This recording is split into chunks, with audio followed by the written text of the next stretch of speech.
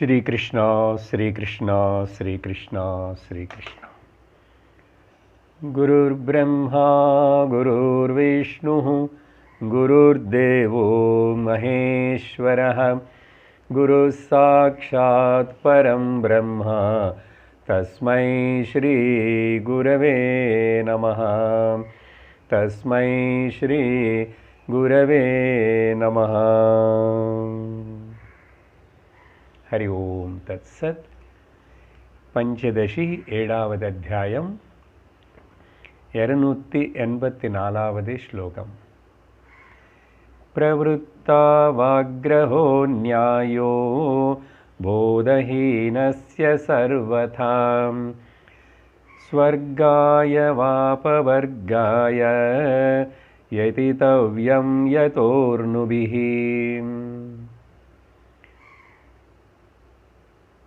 न हि कश्चित् क्षणमपि जातु तिष्ठत्य कर्म कृत्। பகவத்கீதையிலோ பகவான் சொல்றாரு, ஒரு க்ஷணம் கூட யாருமே சும்மா இருக்க முடியாது.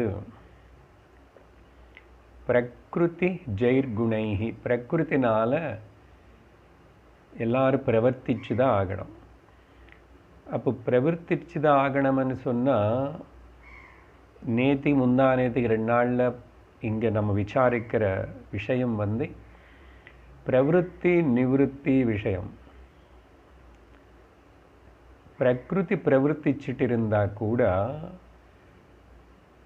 பிரகிருதிக்கு சம்பந்தப்படாமல் எந்த விக்ருதி எந்த விகாரம் இல்லாமல் இருக்கிற சத்தியத்து மேலே மனசினை திருப்பணும். அதுதான் நேற்றுக்கு முக்கியமாக பார்த்தோம். இந்த சத்தியத்து மேலே மனசு திரும்பின அந்த ஞானி ஜீவன் முக்தன் மகாபுருஷன் எப்படி ஞானமனே ஒரு சக்தினால அஜ்ஞானத்தினால ஏற்படுற ஒரு தாக்குதல், அஜ்ஞானத்துடைய தாக்குதல் ஆனதுக்கப்புறம் அதோடைய சைடு எஃபெக்ட்ஸாக வர ஆவரணா விக்ஷேபனா, இதெல்லாத்திலிருந்து தாங்கி நிற்கிறான் அப்படின்னு சொல்லும்போது பல உதாரணங்களை சொல்லிட்டு நேற்றுக்கு பார்த்தோம். ஞானமனே இந்த ராஜா அஜ்ஞானமனே சத்ருன்னு சம்ஹாரம் பண்ணுறார். உண்மையாக யோசிச்ச வேதாந்தபரமாக அஜ்ஞானம் అనేది இருக்கா? அப்போ அஜ்ஞானம் இருக்கு ஞானமும் இருக்குன்னா 2 ஆகிறது. அங்கே 2 ஆகும்போது அங்கே துவைத்தம் வருது. அதனால அப்போ என்ன விஷயம் அப்படின்னா ஒழுங்காக புரிஞ்சுக்கணும். விபரிய ஞானம் இல்லைன்னா எரோனியஸ் நாலேஜ் என்றும், சத்தியஸ்ய அக்ரஹணம். அதனால் அபூர்ண ஞானம் தான் அஜ்ஞானம்னு சொல்கிறேன் தவிர அஜ்ஞானம் என்பது இல்லை. சரியா? அப்படி சொல்லும்போது இந்த 284வது ஸ்லோகத்தில் அப்போது சாதாரணமான மக்கள், அஜ்ஞானிகளை நீங்கள் சொல்கிறோம்னு அர்த்தம்.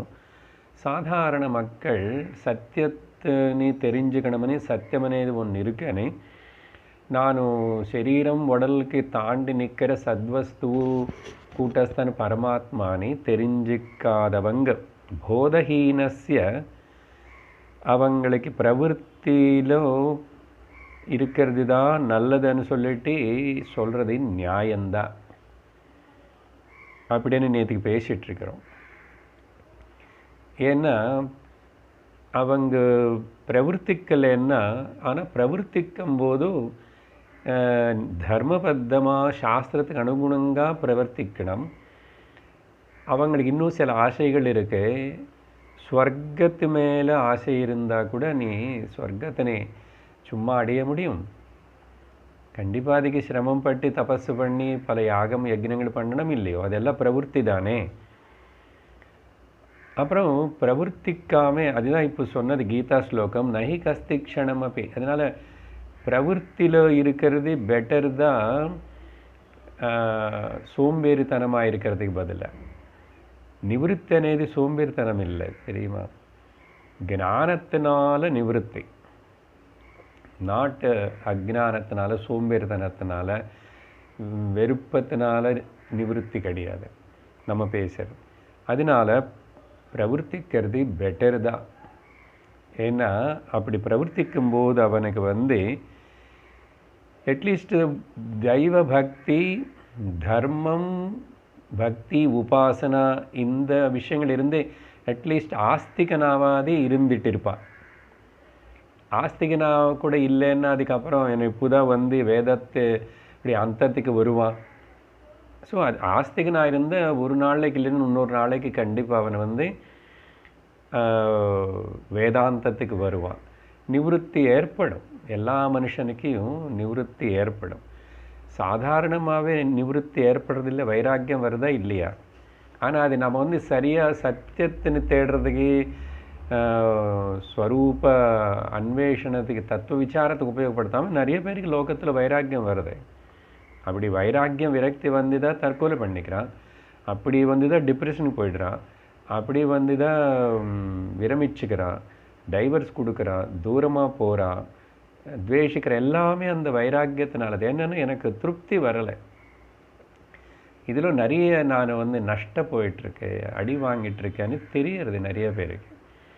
அப்படி வரும்போது அது தத்துவ விசாரத்துக்கு ஒரு மனுஷனை திரும்பியாச்சுன்னா அது பெரிய விஷயம். அதுதான் இந்த நம்ம கடைசி பாகத்தில் இருக்கிறோம். இன்றைக்கி நாளைக்கு இந்த 7வது அத்தியாயம் திருப்தி தீப பிரகடனம், அந்த ஆத்தியந்திக திருப்தி நேது அப்போ தான் அந்த மனுஷனுக்கு ஏற்படும். ஸோ ஸ்வர்காய இங்கே வரைக்கும் நேற்றுக்கு சொல்லியிருக்கேன். ரெண்டாவது இன்னொருக்கு சரி நான் எனக்கு மோட்சம் வேணும், அபவர்காய. இந்த அபவர்காயகனேதுக்கு தனியாக ஒரு மீனிங் கொடுக்குறேன்னு சொல்லியிருக்கேன். அப்படின்னா எனக்கு இந்த லோகங்களுடைய துக்கம் எனக்கு இருக்கக்கூடாது, துக்க நிவృత్తి ஏற்படணும், அதே சமயத்தில் ஆத்தியந்திக திருப்தியும் எனக்கு வரணும். அப்படியே நீ நினைக்கிற அவரை இதுக்கு மோட்சமனி சொல்கிறோம். இப்போது கொடுக்க போகிற மீனிங் மோட்சமனி சொன்னால் திரும்பி அது என்ன சுவாமி, அது எங்கே இருக்குது, எந்த ஊரில் போகணும், நானும் அதெல்லாம் கேட்போம். துக்கம் போகணுமனேது எல்லாரும் விரும்புகிறோம் இல்லையா. சர்வம் எல்லாம் எல்லோரும் விரும்புகிறது துக்கம் வரக்கூடாது. எனக்கு துக்கம் போயிடுச்சுன்னா அப்புறம் அதுக்கப்புறம் ஆத்தியந்திக திருப்தி இருக்குல்ல. இப்போ 7வது ஸ்டெப்பு ஆனந்தம் தானே. துக்கம் இல்லாத நிலைக்கு பேர் என்ன, ஆனந்தம். அந்த துக்கம் இல்லாத லோகம், துக்கம் எதுவுமே எனக்கு இருக்கக்கூடாதுன்னா இந்த பிரகிருதி மாயனால் ஏற்படுற அதுக்கு பாவர்க்க இருக்கக்கூடாது. பாவர்க்கன்னா அப்பவர்க்க. இந்த சம்ஸ்கிருத ஆல்ஃபாபெட்ஸு முக்கியமாக, ஏன்னா தமிழில் எல்லா அத்தனை அக்ஷரங்கள் இல்லை. பாவர்க்கம்னா அந்த பாக்கு அப்புறம் வர 5 அக்ஷரங்கள் இருக்கே, ப ப ப ப ம. இதுக்கு பொதுவாக என்ன சொல்கிறாருன்னா சுவாமிஜி இதுதான் மீனிங்கன்னு இல்லை, இது ஒரு திருஷ்டிகோணத்தில் பார்க்கறது. பான்னு சொன்னால் பாபம், அப்புறம் பன்னா பலம். அப்படின்னா புண்ணிய பாபங்கள்னால் வர கர்ம பலம், இதெல்லாம் ப்ராப்ளம் தான். ரிலேட்டிவ் வேர்ல்டில் இதெல்லாமே நடந்து கொண்டே இருக்கும். அதனால் பாபம் புண்ணியம், புண்ணியம் பாபம், இது 2 இப்படி போயிடும். ஸோ பலம் ப ப, அப்புறம் ப பந்தம். ஸோ இந்த கர்மம், அந்த பலம் ஆசிக்கிறது, பலாபேட்சை இல்லாமல் செய்கிறது முடியலை சாதாரண மக்களுக்கு. இப்போ இவனு இந்த ஞானம் அடைஞ்சு நானும் பாவர்க்கத்தில் விடுவிக்கணும்னு சொல்கிறவனுக்கு பந்தம் போகணும். எனக்கு இந்த பலாபேட்சை, புண்ணிய பலம் பாப பலம் எல்லாம் வேண்டாம். அப்புறம் பயம் போகணும், பயம் போகணும், இல்லை இந்த போக பிரவருத்தி போகணும். போக பிரவருத்தி இருந்த காமம் இருக்கும் இல்லையா? இப்போ முக்கியமான டாபிக் அதுதானே பேசிட்டு இருக்கிறோம். கிமிச்சன் கஸ்ய காமாயா. அப்புறம் கடைசியில் மிருத்யு. பாருங்க, இது எல்லாமே மனுஷனுக்கு துக்கம் ஏற்படுறது தான். அதனால புண்ணிய பாப பயம், பந்தம், அப்புறம் அதனால போகம் செய்யணும் அనే ஆசைனால் திரும்பி திரும்பி பந்தம். கடைசியில் என்னன்னா புனரபி ஜனனம் புனரபி மரணம் புனரபி ஜனனி ஜடரே சயனம். ஊம்பு டு டூம்பு டூம்பு டு ஊம்பு ஊம் டு டூம் டு டூம் டு ஊம்பு. endlessly in the giant wheel.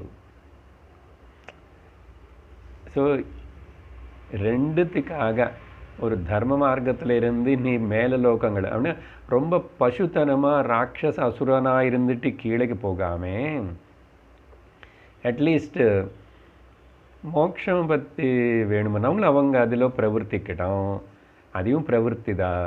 இல்லை மேலே லோகங்கள் போய் இன்னும் பெட்டர் கொஞ்சம் தர்மமாக தர்மாத்மனா நானும் சுகங்கள் அனுபவிச்சுட்டு நல்லவனாகவே இருக்கணும் அப்படின்னு சொன்னால் அதுக்காவது கூட நீ கர்மம் பிரவருத்தியில் இருந்துதான் ஆகணும். அதனால தப்பு ஒன்றும் இல்லைங்க. யதிதவ்யம் யதா நிருபிஹி. மனிதர்கள் இந்த மாதிரி பிரவருத்தியில் இருக்கலாம், ரெண்டுத்துக்காகவும் தப்பு ஒன்றும் கிடையாது அப்படின்னு சொல்லி இப்படி தான் புரிஞ்சுக்கணும். அதுக்கு பிறகு இன்னைக்கு 285வது ஸ்லோகத்தில் படிக்கிறோம். வித்வாம்ச்சேத் தாத்ருஷாம் மத்யே திஷ்டேத் ததனுரோததः காயேன மனசா வாச கரோத்யேவாகிலாः க்ரியாः.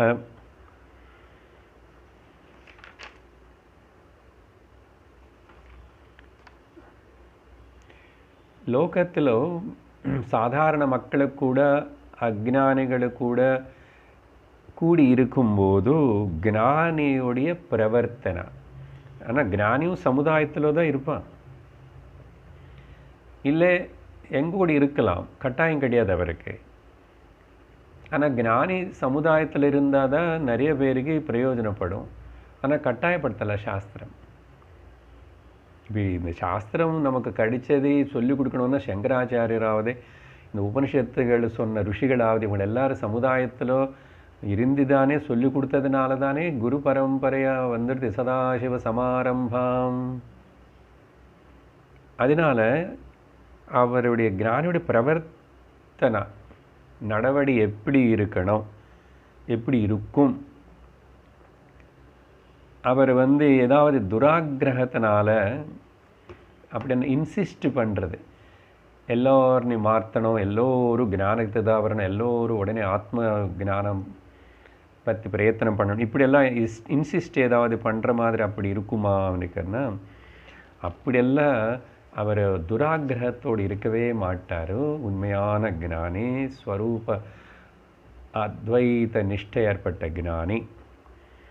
அதுதான் பகவத்கீதையிலோ பகவான் கிருஷ்ணர் 3வது அத்தியாயம் கர்மயோகம் பற்றி சொல்லும்போது சொன்னார். முதல் இந்த பதத்துடைய அர்த்தம் சொல்லி நான் அந்த கீதா ஸ்லோகத்தினையும் ஞாபகப்படுத்துகிறேன். வித்வான் ஞானி, அனுபவ ஞானி, சும்மா படித்த பண்டிதனை பற்றி சொல்லலை.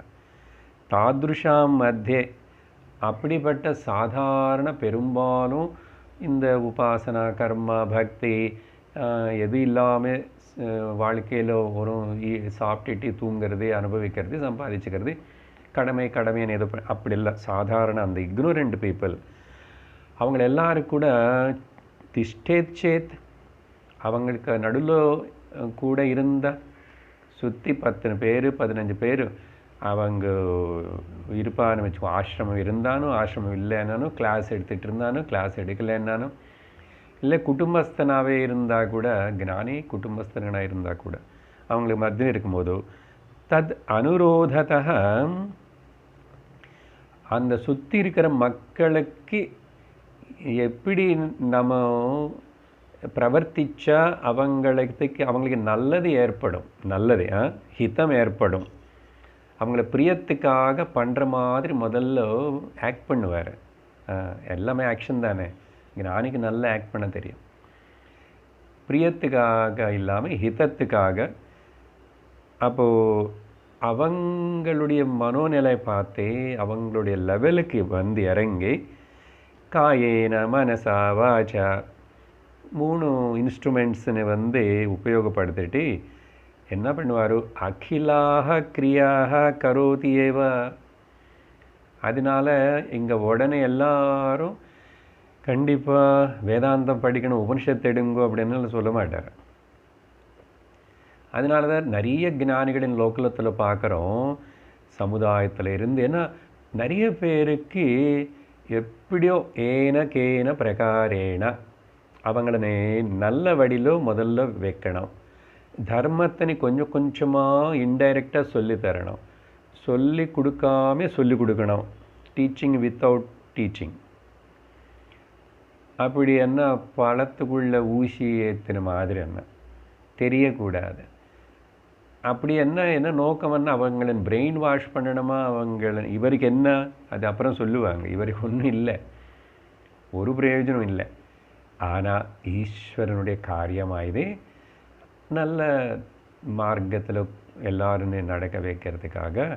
ஸோ 3 விதமாக காயான மனசா வாச்சா. அதனால தான் ஜாக்கிரதை புரிஞ்சுக்கணும்.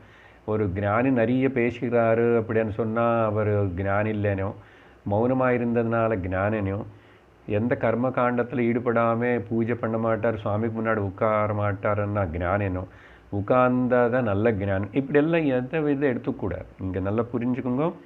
ஸோ 3 விதமாக எல்லா கிரியா அகிலாக கிரியாகன்னா அவங்களுக்கு நடுவில் இருந்து கர்மத்தினை எப்படி கர்மத்தினை கர்மயோகமாக மாற்றிக்கிட்டு எப்படி இந்த உலகத்தில் ஆனந்தமாக சந்தோஷமாக வாழ முடியும், ஒரு யூஸ்ஃபுல்லான பர்சனாக வாழ முடியும்.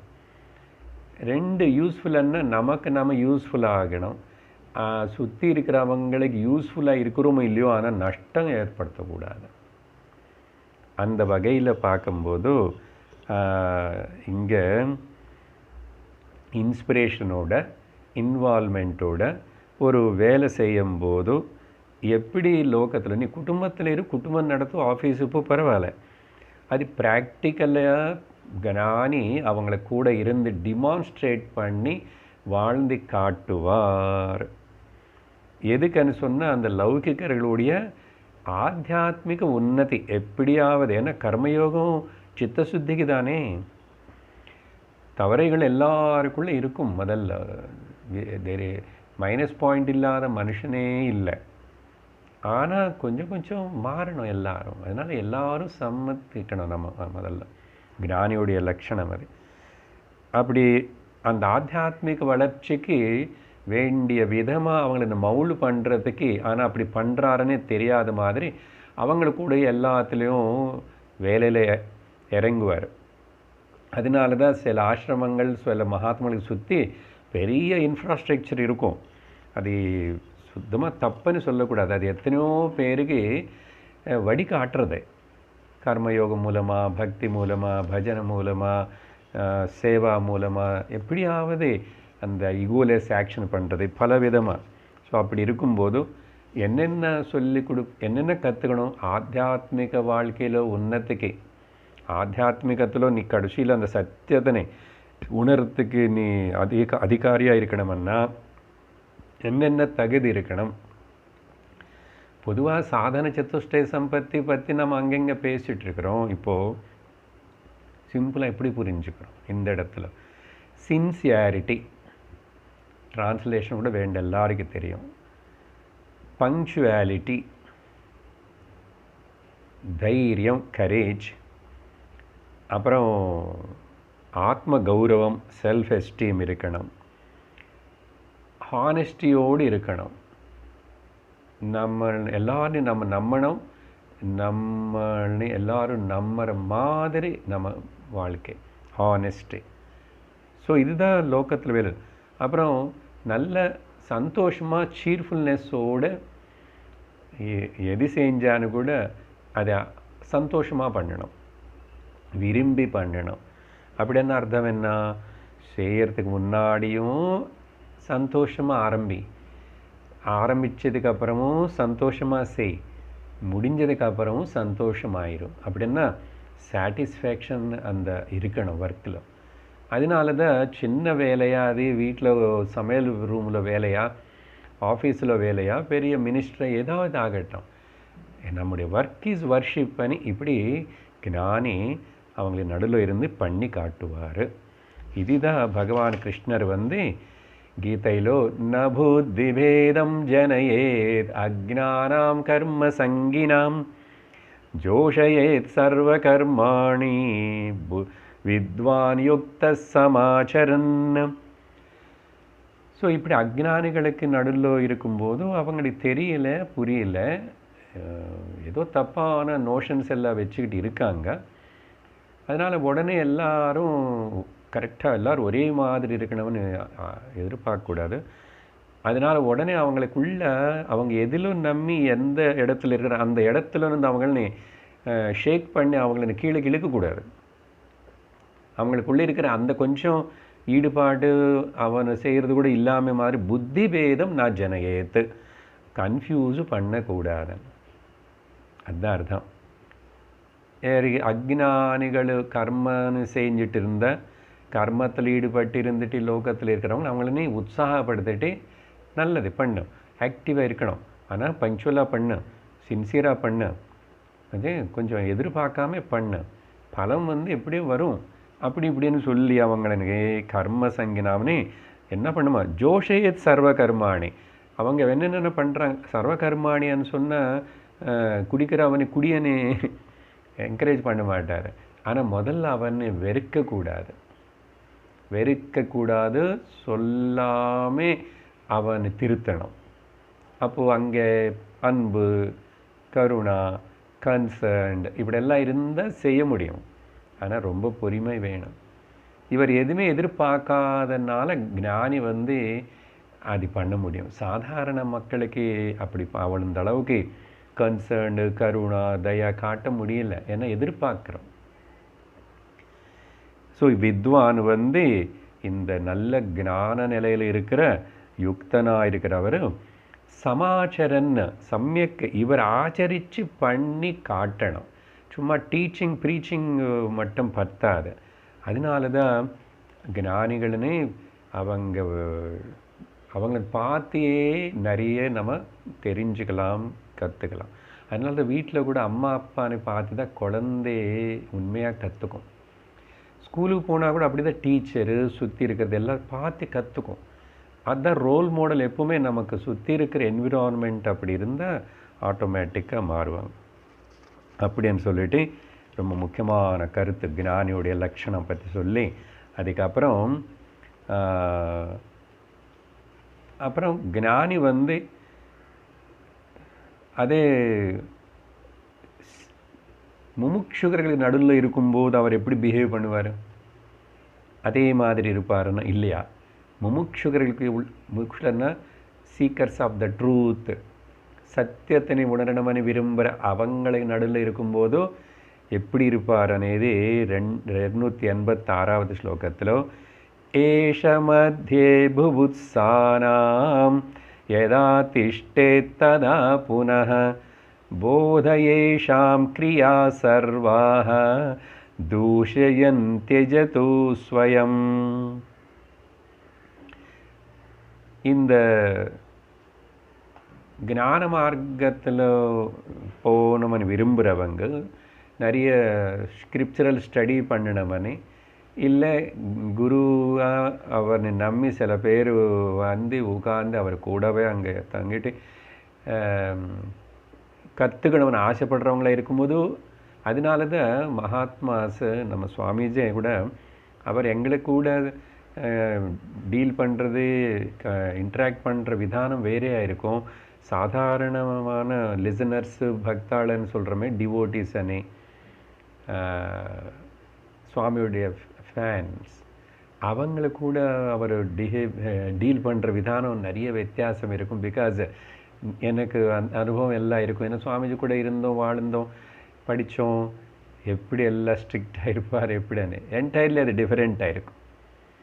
ஏன்னா எங்களை அப்படி இண்டிபெண்ட்டாக வளர்த்து அப்படி பண்ணினவனு தான் அந்த டீச்சிங்கு ட்ரீட்மெண்ட்டே வேறு. ஸோ இங்கே அதே மாதிரி புபுத்சானா மத்தியே சீக்கர்ஸ் ஆஃப் த ட்ரூத்து இதுக்கு விரும்பி இருக்கிற அவங்கள நடுவில் இருக்கும்போதோ எதா திஷ்டேத் அவங்களுக்கு உள்ள இருக்கும்போதோ ததா புனः அங்கே அதுக்கு தகுந்த மாதிரி ஏஷாம் அவங்களுக்கு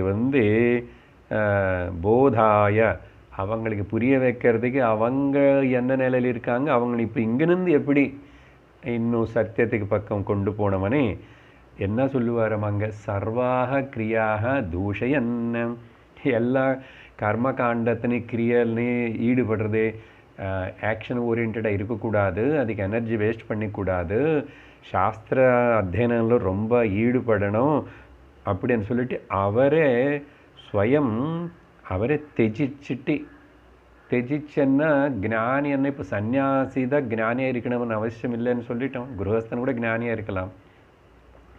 ஆனால் அவர் ரோல் மாடலாக இருக்கணும். அவர் தேவையில்லாமல் நிறைய தேவையில்லாத இதில் லோக விஷயத்தில் ரொம்ப ஈடுபடுறாரா, அர்த்தமே இல்லாத விஷயத்தில் ஈடுபடுறாரா, அப்படி இல்லாமல் அதனால் ஸ்வயம் அவருடைய இன்ட்ராக்ஷன்ஸு அந்த ஈடுபடுற ஒர்க்கு கூட எல்லாமே ரொம்ப இம்பார்ட்டண்ட்டாக சத்தியம் நோக்கி தார்மீகமாக அப்படி இருக்கும்.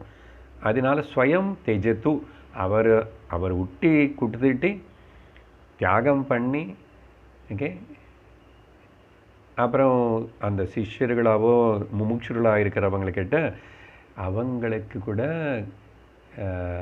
Don't involve too much in the action and action orient அப்படின்னு. ஏன்னா இவங்க ரெடியாகி வந்திருக்காங்க, தகுதி இருக்கிறதுனால இவங்கக்கிட்ட அப்படி பிரவர்த்தித்து அவங்களுக்கு கைட் பண்ணுவார். ஸோ பாருங்கள், ஞானி 2 ரோல்ஸு ஆக்ட் பண்ணுறாரு.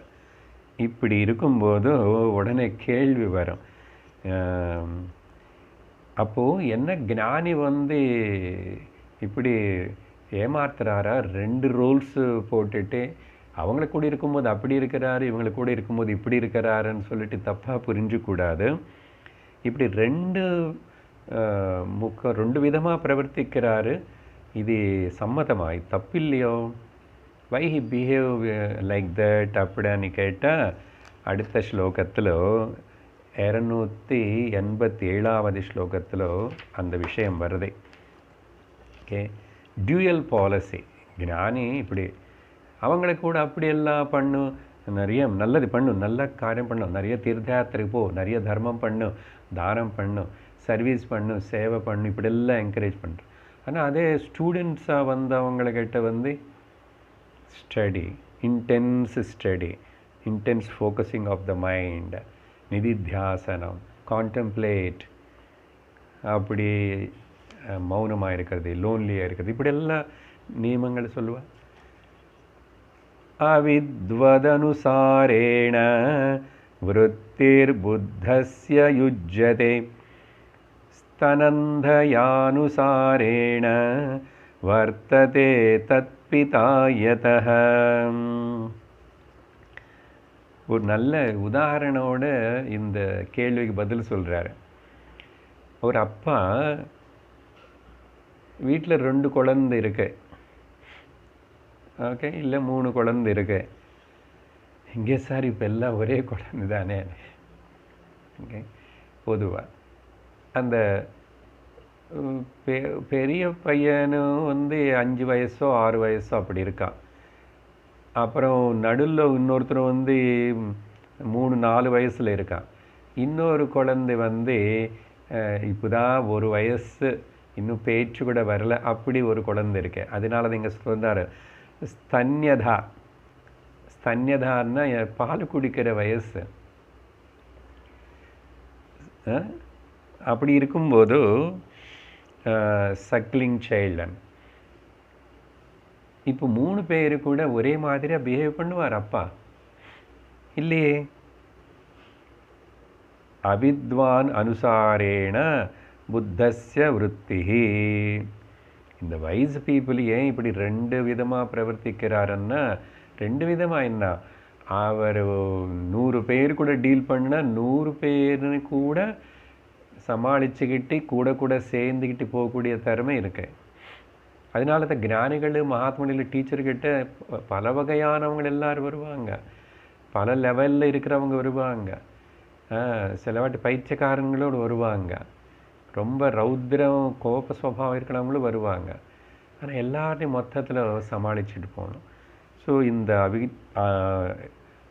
அவித்யக்கு தகுந்த மாதிரி அவங்களோட பிரவர்த்தனைக்கு தகுந்த மாதிரி இந்த ஞானி அவருடைய இன்வால்மெண்ட் அதுக்கு தகுந்த மாதிரி இருக்கும். அப்படி இருக்கிறதே சகஜம்தானே.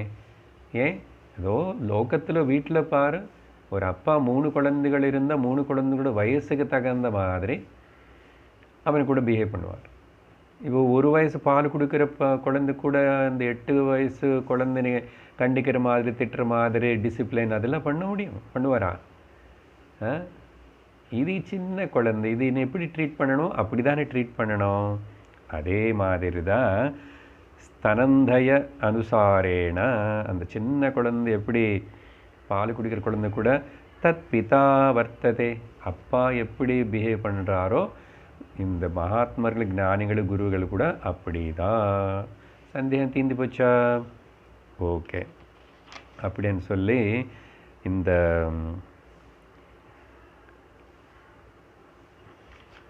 ஸோ இப்படி அவங்களே ட்ரீட் பண்ணுவார். அது என்ன பண்ணும், பிரயோஜனப்படும், எல்லாருக்கும் பிரயோஜனப்படும். ஏன்னா இவரோட நோக்கம் எல்லோரும் சாந்தி சுகமாக நல்லவங்களாக இருக்கணும், எல்லோரும் சத்தியத்தை நோக்கி செல்லணும், சத்தியத்தை உணர்றதுக்கு முயற்சி பண்ணணும்.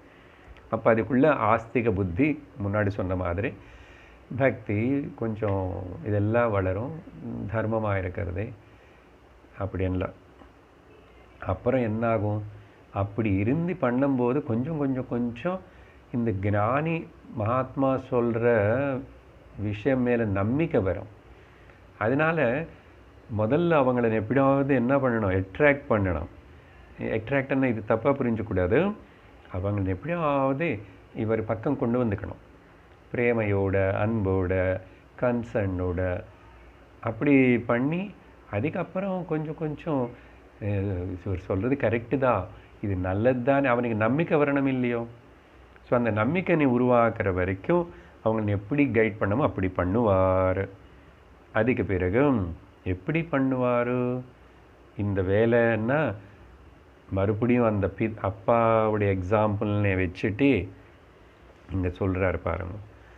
288 அதிக்ஷிப்தஸ்தாடிதோ வா பாலேன ஸ்வபிதா ததா ந க்ளிஷ்ணாதி ந குப்யேத பாலம் பிரத்யுதலாலயேத்.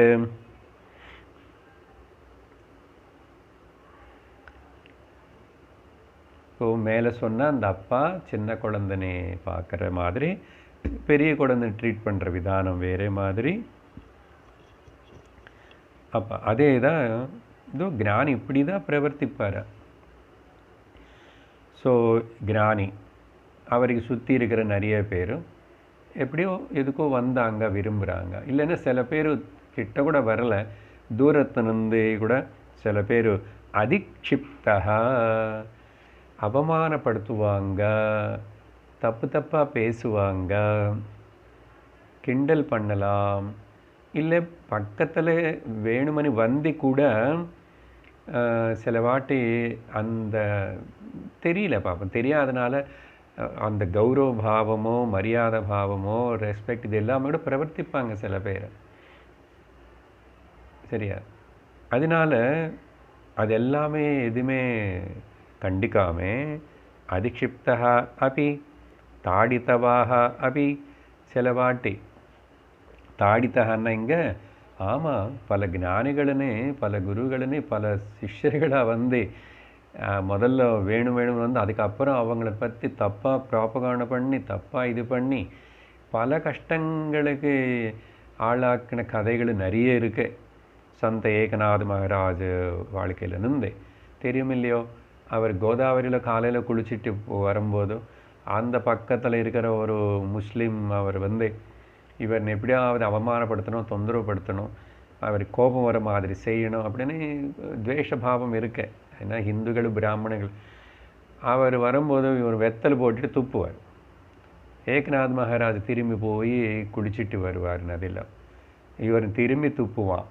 அப்படி ஒரு வாட்டி ஒரே நாளில் ஒரே சமயத்தில் கொஞ்ச நேரத்தில் 108 வாட்டி இது துப்பிட்டானாமா. அவர் 108 வாட்டி போய் குளிச்சுட்டு வந்தார். அதுக்கப்புறம் இவனுக்கு திரும்பிட்டான், உணர்ந்தான். அப்புறம் கால் மேலே விழுந்து நமஸ்காரம் பண்ணி, மன்னிக்கணும் சுவாமி, நான் உங்களை இவ்வளோ பொறுமையாக இப்படி உங்களுக்கு கோபமே வரலையா நான் செஞ்ச இப்படி பட்டதுன்னு அவன் அண்ணா ஏகநாத் மகாராஜ் என்ன சொன்னார் தெரியுமா?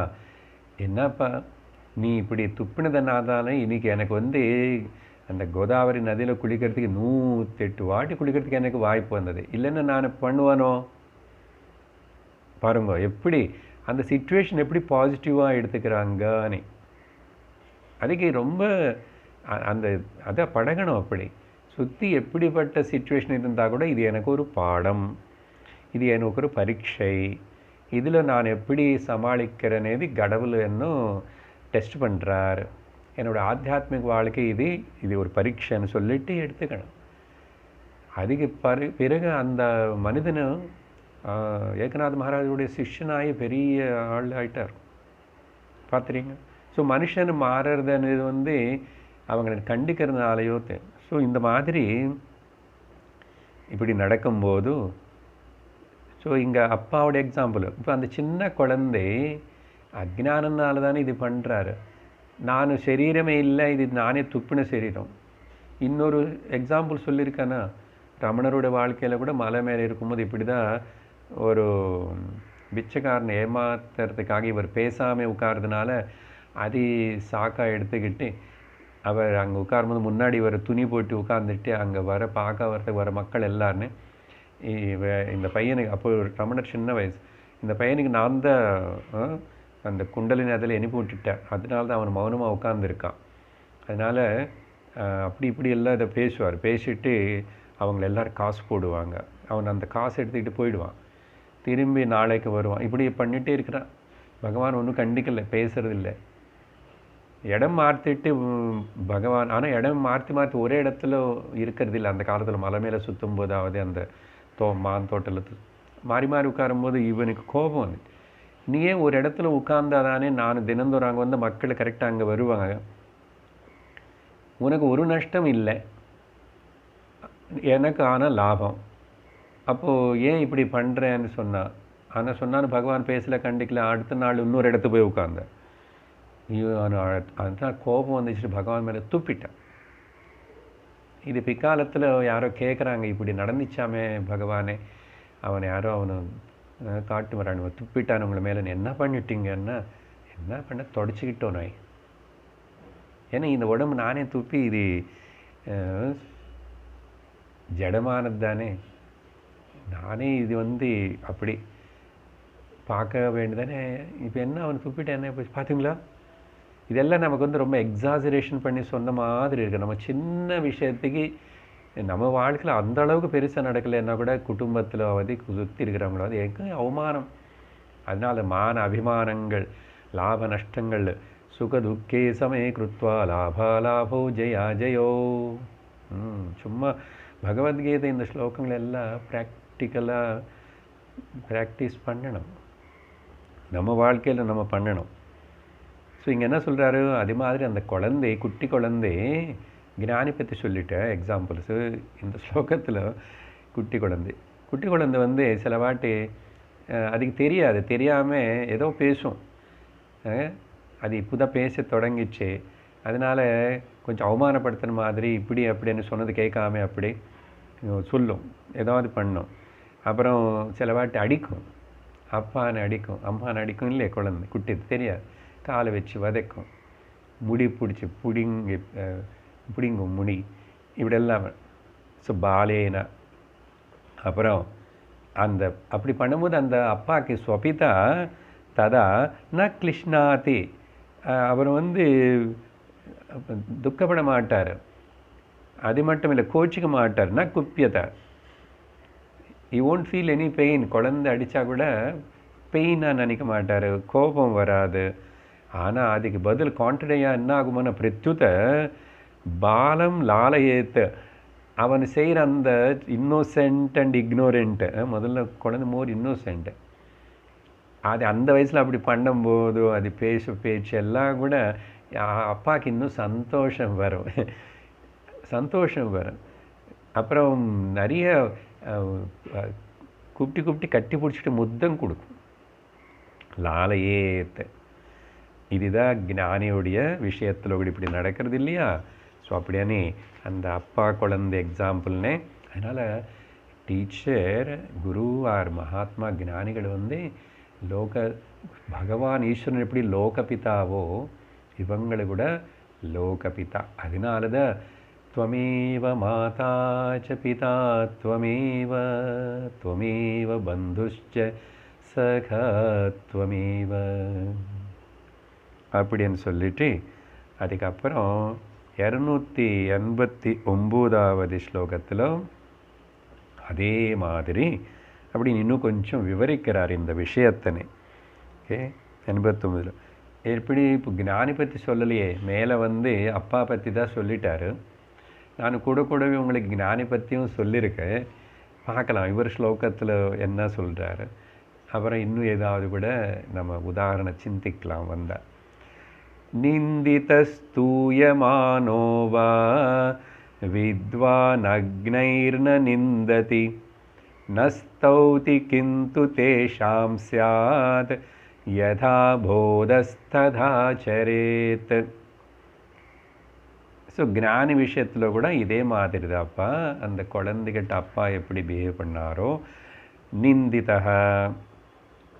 ஓகே, சொல்லிட்டேன்ல எக்ஸாம்பிள்ஸ். இப்போது ஏகநாத் மகாராஜோடைய வாழ்க்கையிலோ, ரமனுடைய வாழ்க்கையிலோ, இல்லை கிருஷ்ணர் உதாரணம் சொல்லணும்னா அவர் அவதாரம் இல்லை சார், அவர் சர்வசக்திமான் அப்படி. அதனால் அவர்கிட்ட சக்தி இருக்குது, ஏதாவது பண்ணிவிடுவார் பயம். அப்படி இல்லை, கிருஷ்ணன் சக்தி எல்லா இடத்துலையும் எப்பவுமே முதல்ல காட்டலை. அந்த அவதாரத்தினால சர்வசக்திமானது ஈஸ்வரத்துவத்தினை காட்டினார். ஆனால் முதல்ல எல்லாமே பொறுத்துக்கினார், நிறைய தாங்கிட்டார். பக்தனுக்காக, சத்ருவுக்காக, எல்லாருக்காக, மித்திரனுக்காக, எல்லாரும் கூட எல்லா வகையான ரிலேஷன்ஷிப்பு கூட கிருஷ்ணனை வாழ்ந்துட்டு இருக்கும்போது எத்தனையோ பேர் எத்தனையோ குற்றம் சாட்டிட்டாங்க. சரியா? அந்த பவுண்டர வாசுதேவனை, அவனை வேஷம் போட்டுக்கிட்டு நான் தான் உண்மையான வாசுதேவன் அண்ணன் அதுக்கு. அப்புறம் அந்த காளையவனனை துரத்திட்டு வரும்போது எல்லாத்தையும் சிரிச்சிட்டே ஆனந்தமாக பகவான். அர்ஜுனனு கூட பல வாட்டி ரொம்பவே என்னது ஓவர் க்ளோஸ்னஸ்னால, எட கிருஷ்ணா வேண்டா தாத்தா பீஷ்மர் மேலே நீ சக்கரம் தூக்கிட்டு போகாது, இப்படி அப்படின்னு இல்லை, வாடா போடான்னு மாதிரி. அப்புறம் சொல்கிறா, ஹே சக்கியா அப்படியானு எல்லாம் கூப்பிட்டு ஒன்று இப்படி எல்லாம் பண்ணானே அனே. அப்புறம் வருத்தப்படுறாருன்னா, உன்னோட பெருமை தெரியாமல் நான் எப்படிலாம் பிஹேவ் பண்ணியிருக்கேன் நான். சரியா? அதனால் நிந்ததக. அப்புறம் ராமர் விஷயம் கூட சொல்லணுமே, கிருஷ்ணரை பற்றி சொன்னோம். ராமருடைய வாழ்க்கையில் என்ன ஆனாலும் சரி, சித்தி அம்மா அப்படி பண்ணா இல்லையா, கைகேயி கோபம் வந்துச்சோ, பரதனுக்கு வந்துச்சு கோபம், லக்ஷ்மணனுக்கு வந்துச்சு, எல்லோருக்கும் வந்துச்சு. ஆனால் அசல் ஆக்சுவலாக அந்த ராஜசிங்காசனம் இல்லாமல் போனது, ராஜகுமாரன் ஆகாமல் போனது ராமர். ஆனால் இத்தனை பேர் தசரதன் அப்பா, இத்தனை பேர் துக்கப்படுறாங்க. அது மட்டும் இல்லை, அயோத்தியா ஜனங்கள் எல்லாரும் துக்கத்தில் முனிங்கி போயிட்டாங்க. ஒரே ஒருத்தர் துக்கப்படாமல் இருந்தது வந்து ராமர். ராமரே சர்வஸ்வமனு நினச்சிட்டு இருக்கிற சீதா. சீதாக்கு ராமருக்கு கோபமே வரல, துக்கமே வரல. ஆனால் காட்டு போனதுக்கப்புறம் துக்கம் வந்த மாதிரி காட்டினாரே, அப்புறம் காட்டினார், அது ட்ராமா தான். அதே மாதிரி அந்த சமுத்திர தேவத்தை வடி கொடுக்காத போது கோபம் வந்த மாதிரியும் காட்டினார். ஸோ கோபம் வந்த மாதிரி காட்டிட்டார், துக்கம் வந்து அழுந்த மாதிரியும் காட்டிட்டார். எல்லா மனிதனுக்குள்ளே இருக்கிற என்ன நவரசங்கள் இருக்கோ அது எல்லாத்தையும் காட்டிகிட்டே இருந்தால் கூட பேசுகிற பேச்சு பார்த்தீங்கன்னா அந்தந்த இடத்துல தர்மம் அண்டு பிரம்மம். அதனால தான் ராமரன்னா ஒரே மாட்டா, ஒரே பானம், ஒரே பாட்டை, ஒரே வடி, ஒரே அம்பு, ஒரே பேச்சு. அதனால் அது சத்தியத்து மேலே டிபெண்ட் ஆகிருக்கு, தர்மத்து மேலே. அதனால் அங்கேருந்து நம்ம அதை புரிஞ்சுக்கிறதுக்கு ரொம்ப தகுதி வேணும். சரியா? சும்மா மேலோட்டமாக பார்த்து கேள்வி கேட்கக்கூடாது. ஸோ இந்த மாதிரி நிறைய எக்ஸாம்பிள் சொல்லிட்டோம். இன்னும் கூட பலது இருக்கு, கேள்விப்பட்டிருப்பீங்க நீங்கள் கூட, பல வகை. அப்புறம் ஸோ நிந்ததா ஸ்தூயமானஹா வா அக்னேஹி. ஸோ அக்ஞானிகளினால, லோகத்தில் மக்களினால. ரமணரை பற்றி இன்னொரு எக்ஸாம்பிள் சொல்கிறேன். கடைசியில் கொஞ்சம் நாளுக்கு அப்புறம் ஆசிரமம் எல்லாம் ஆனதுக்கப்புறம் அந்த ஆசிரமம் சொத்து அதெல்லாம் என்னமோ எனக்கு வேணுமனே அங்கே கூட தங்கிட்டு இருக்கிற கொஞ்ச நாளில் இருக்கிற ஒருத்தர் ரமணர் மேலே கேஸ் போட்டார். பாருங்க பாவம் இல்லையா? இல்லைன்னா இப்போ கொஞ்ச நாளுக்கு முன்னாடி நம்ம காஞ்சி மட்டத்துடைய அதிபதி அவர் காலமாயிட்டார்ல, இப்போ மகாசமா ஜெயேந்திர சரத், அவர் மேலே எவ்வளோ அவர் ஜெயிலில் போட்டு பல வகையாக கஷ்டப்படுத்திட்டாங்க இல்லையா? அதெல்லாம் சத்தியமான எடுத்துக்குவாங்களோ ஞானி? பிராரப்தம், they will go through it. So வித்வான் ஸ்தூயமானஹா அக்னி வித்வான் ந நிந்ததி. அவங்களுக்கு மறுபடியும் பதிலு கொடுக்கணும், அவனுக்கு பாடம் சொல்லி கொடுக்கணும். ரியாக்ட் ஆகி கோபிச்சுக்கிட்டு படி வாங்கிறதுக்காக ஏதாவது பிளான் போட்டு இப்படியெல்லாம் ஞானி பண்ண மாட்டார். இல்லைன்னா விளங்கி போயிடுவார், இன்டிஃபரெண்ட்டாக இருந்து தூரமாக இருப்பார் தவிர, இல்லைன்னா அவருடைய ஞான பிரேம தயாசக்தினால் மாற்றுவார். ந ஸ்தௌதி. இப்போ இங்கே யாராவது ப்ரைஸ் பண்ணுறாங்கன்னா அந்த அக்ஞானிகளே ஞானி ப்ரைஸும் பண்ண மாட்டார், நிந்தையும் பண்ண மாட்டார். இது ஞான நிலையில். அதுதான் உத்தவ கீதையில் பகவான் கிருஷ்ணர் உத்தவருக்கு கடைசி மெசேஜ், ஏ உத்தவா, இந்த லோகத்தில் எந்த பொறுத்தையாருன்னு பாராட்டாது, நிந்திக்காது, யாருன்னு வான்னு சொல்லாது, போன்னு சொல்லாது.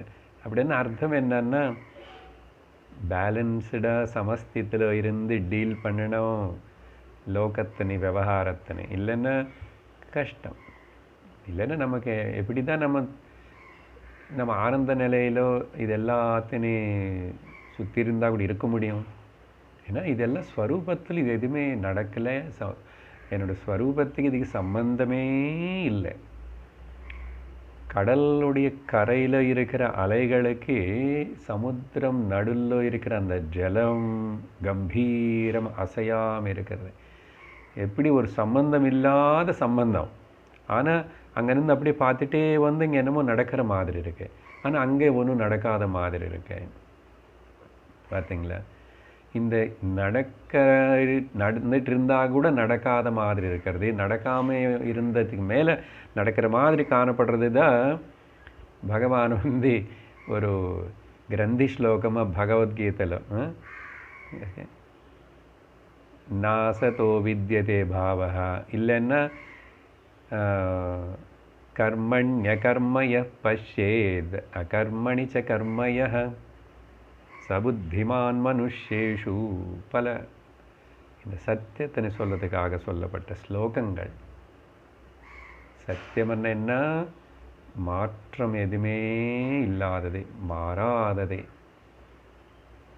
மாற்றங்கள் வெளியிலது எதுவுமே அதே மேலே எஃபெக்ட் இல்லாதது சத்தியம். இப்படி சொல்லி நஸ்தௌதி. ஆனால் கிந்து தேஷாம் அவன் என்ன பண்ணுவார்? யதா போதக ஸ்யாத், அவங்களுடைய அண்டர்ஸ்டாண்டிங் அவன் என்ன நிலையில் இருக்கிறான், ஏன் இப்படின்னு தெரிஞ்சுக்கிட்டு ததா ஆச்சரியத்தை, அதான் அப்படி ஆச்சரியத்தைன்னு அப்படி அதுக்கு தகுந்த மாதிரி தான் அந்த இன்ட்ராக்ஷனும். அதனால் சில வாட்டி பேச மாட்டாங்க, சில வாட்டி பதில் கொடுக்கலாம், கொடுக்காம இருக்கணும். ஆனால் அது அவன் ஹர்ட் பண்ணாத மாதிரி. அதுனா ரொம்ப அலர்ட்டாக இருக்கணும். ஆத்தியாத்மிக வாழ்க்கைன்னா சுவாமிஜி சொல்கிற மாதிரி it's very delicate, very very alert, vigilant and அப்படி இருக்கணும் மைண்டை. பழகணும், வேறு வழி இல்லை. நம்ம சட்டுன்னு பேசி முடிச்சுட்றோம், சொல்லுவோம். அதனால் just wait and think before you talk. அது முன்னால் தான் வாக்கு மேலே நிகிரகம் இருக்கணும், வாக் நிகிரகம். So he accordingly demonstrates. பேசுவாரா, பதில் சொல்லுவாரா, சொல்ல மாட்டாரா, இன்டைரக்டாக அப்புறம் பதில் வரும், ஏதாவது வரும். குரு மகாத்மா கூட கொஞ்ச நாளாவது அப்சர்வ் பண்ணிகிட்டே இருந்து இதெல்லாம் தெரியும் எப்படி நடக்கும்.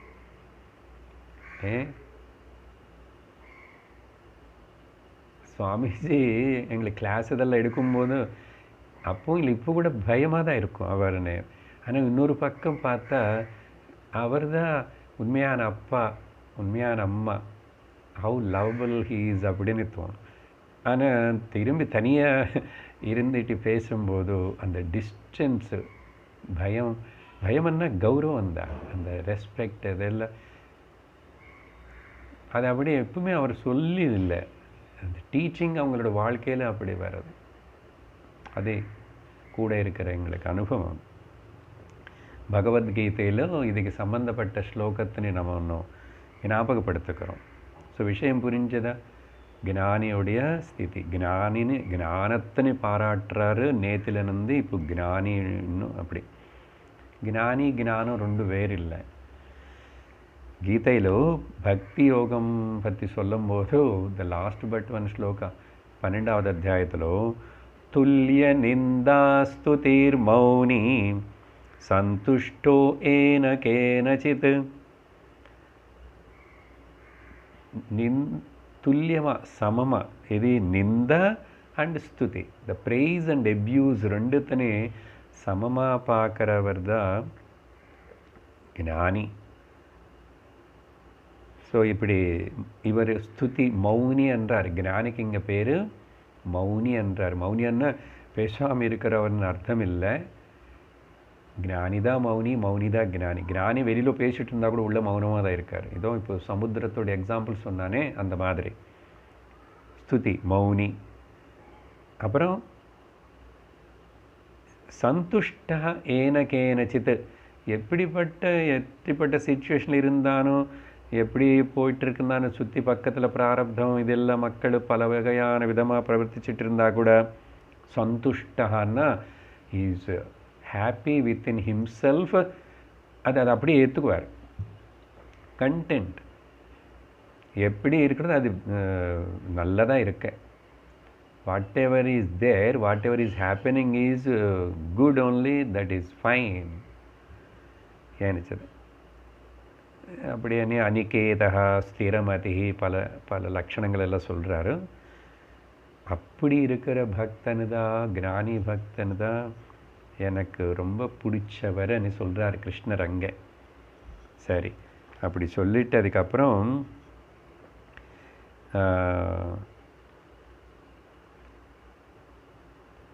290வது ஸ்லோகம்.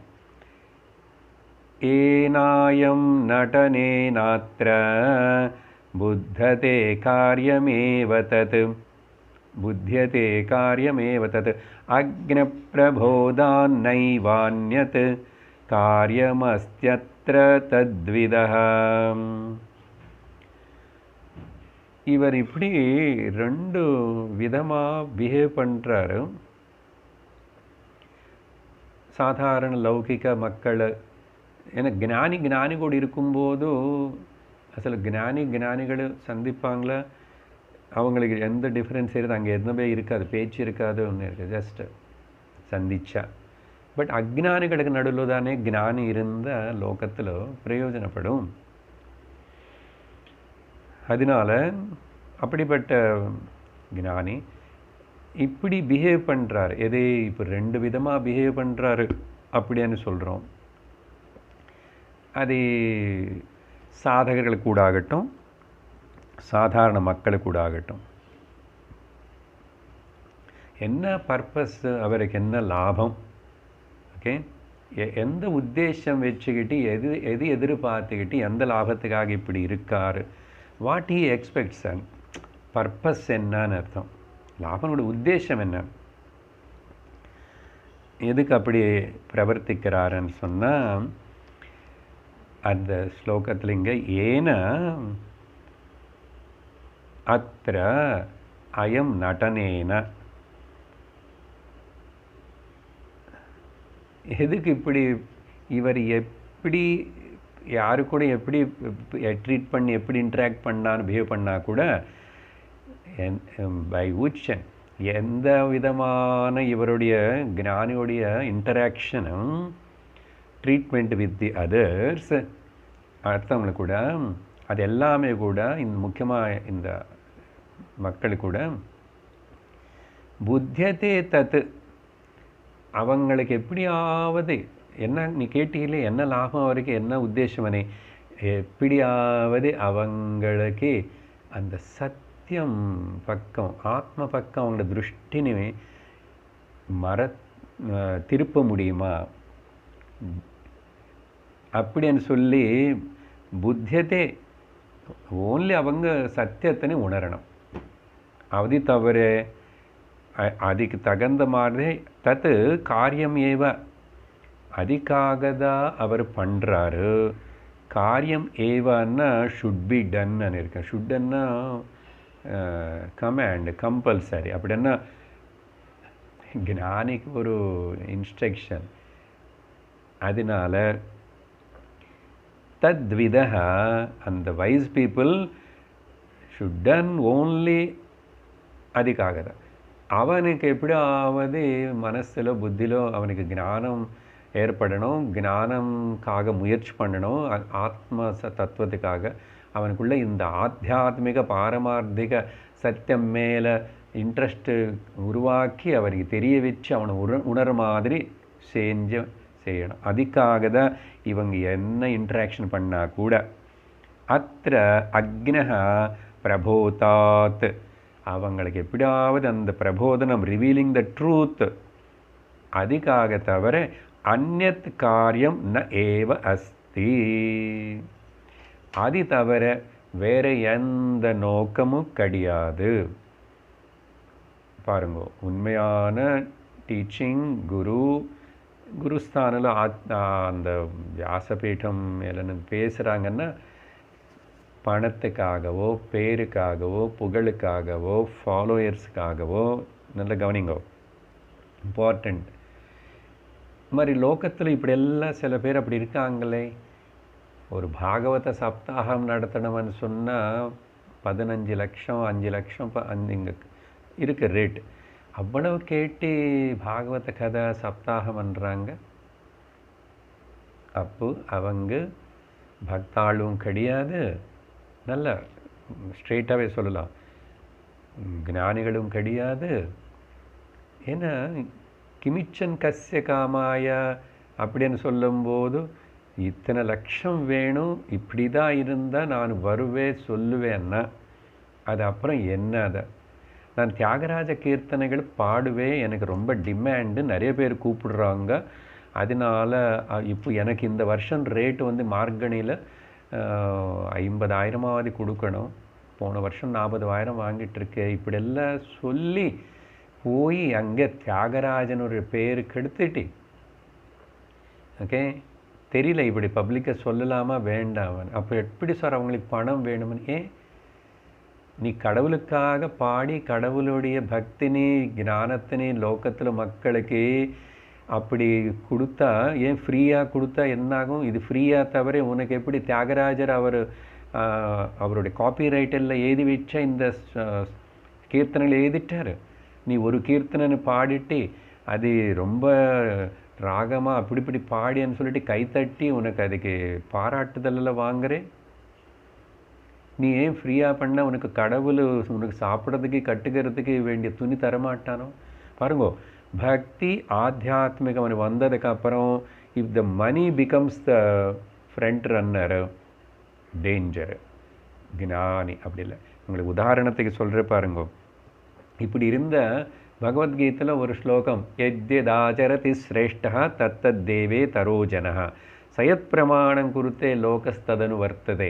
அதனால தான் ரியல் ஞானி பக்தனு அப்படி இருக்கணும். அவங்களுக்குள்ள இந்த சத்குணங்கள் எல்லாம் பிரகாசிக்கணும். அதே மாதிரி எங்கேயுமே இந்த பணம் விஷயம் எதுவுமே வரக்கூடாது. குருதட்சணைக்காகனே அதனு இதுன்னு யாரோ கொடுத்த பகவான் பார்த்துக்குவார். அனன்யாச்சிந்தையோமாம் ஏஜனா உபாசத்தேனே. நம்பிக்கை கூட இல்லாதவன் எப்படி ஆத்தியாத்மிகம் விஷயம் இப்படி தானே பரம்பரை வந்தது. சதாசிவ சமாரம்பாம் சங்கராச்சாரிய மத்தியமாம். பகவான் ஆதிசங்கர் பரமாத்மாவே இந்த ஞானத்தை கொடுக்கும்போதோ நீயே அது எனக்கு இவ்வளோ கொடுத்தாதா, அது கொடுத்தாதா, class, online class, meditation, course, 1000 what why you are selling this? பெரிய தப்பாக நடக்கிறது. சரி, எனிவே இந்த ஸ்லோகம் வந்ததுனால we are concerned about that point. அங்கே கேவலம் நோக்கம் இதாக இருக்கும், ஞானம் கொடுக்கணும் கொடுக்கணும் கொடுக்கணும், எதுவுமே எதிர்பார்க்காம அவங்க இருக்கிற வரைக்கும் அந்த சரீரம் கொடுத்துட்டே இருக்கும். நாளைக்கு அநேகமாக முடிக்கிறோம், பார்ப்போம். ஓம் பூர்ணமத பூர்ணமிதம் பூர்ணாத் பூர்ணமுதச்யதே பூர்ணஸ்ய பூர்ணமாதாய பூர்ணமேவாவசிஷ்யதே. ஓம் சாந்தி ஷாந்தி ஷாந்தி. ஹரி ஓம் ஸ்ரீ குருभ्यो நமः. ஹரி ஓம். ஹரி ஓம்.